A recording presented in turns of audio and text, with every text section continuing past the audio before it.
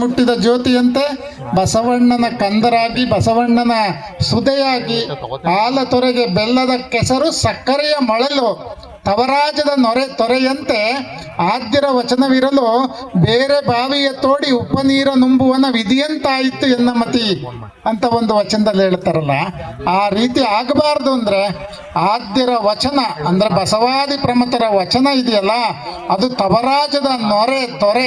ನಮ್ಮ ಸಚ್ಚಿದಾನಂದ ಚಟ್ನಳ್ಳಿಯವರು ಮಾತಾಜಿಯವರ ಮಾನಸ ಪುತ್ರರು ಕರಕಮಲ ಸಂಜಾತರು ಅಂತ ಯಾಕೆ ಬಳಸ್ತು ಅಂದ್ರೆ ಚನ್ನಬಸವಾನಂದ ಅಪ್ಪಾಜಿಯವರು ಹೇಳ್ತಾ ಇದ್ರು, ಮಾತಾಜಿಯವರು ನಮ್ಮ ವೀರಣ್ಣನವರು ಬಹಳ ಚೆನ್ನಾಗಿ ಹೇಳಿದ್ರು, ಪೆನ್ ಅಂಡ್ ಇನ್ನೊಂದೇನ ಪೆನ್ ನೇಮ್ ಅಂತ.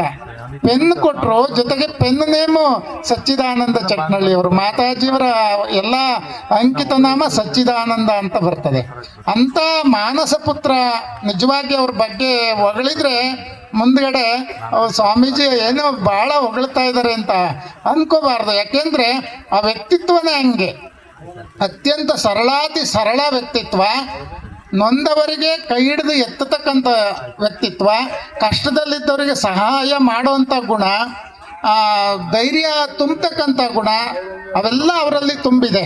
ರೈಲ್ವೇಸ್ನಲ್ಲಿ ಅವರು ಕೆಲಸ ಮಾಡೋದ್ರ ಜೊತೆಗೆ ಹೆಂಗೆ ರೈಲು ಎಷ್ಟು ಉದ್ದವಾಗಿ ದೇಶಾದ್ಯಂತ ಸಂಚರಿಸ್ತದೆ, ಹಂಗೆ ಅವರು ಬಸವ ತತ್ವವನ್ನು, ರೈಲು ಹೆಂಗೆ ವಿಶಾಲವಾಗಿ ದೇಶವನ್ನೆಲ್ಲ ಸುತ್ತುತ್ತದೋ ಹಂಗೆ ಅವರು ಬಸವ ತತ್ವದ ವಿಚಾರಗಳನ್ನು ತಮ್ಮ ನರನಾಡಿಗಳಲ್ಲಿ ಅದನ್ನು ಅಳವಡಿಸ್ಕೊಂಡು ಜನರಿಗೆ ಬಿತ್ತತಕ್ಕಂಥ ಕೆಲಸವನ್ನ ಮಾಡ್ತಾರೆ. ನೋಡ್ರಿ, ಇಲ್ಲಿ ಇಷ್ಟು ಜನರು ಸೇರಿದೀವಿ ಅಂದ್ರೆ ಅವ್ರ ಮೇಲೆ ಇರ್ತಕ್ಕಂಥ ಅನುಭವದ ಭಕ್ತಿ ಮತ್ತು ಅವರಿಗೆ ಅಗಾಧವಾದಂಥ ಚಿಂತನಾ ಶಕ್ತಿ, ಅವರ ಬರವಣಿಗೆ, ಆಮೇಲೆ ಅವರಲ್ಲಿ ಇರ್ತಕ್ಕಂಥ ಹೃದಯದಲ್ಲಿ ನಿಜವಾಗಿ ಬಸವಣ್ಣನನ್ನೇ ಆಸು ಹೊತ್ತು ಅವರ ಉಸಿರನ್ನ ಬಸವಮಯವಾಗಿಸ್ಕೊಂಡಿದ್ದಾರೆ.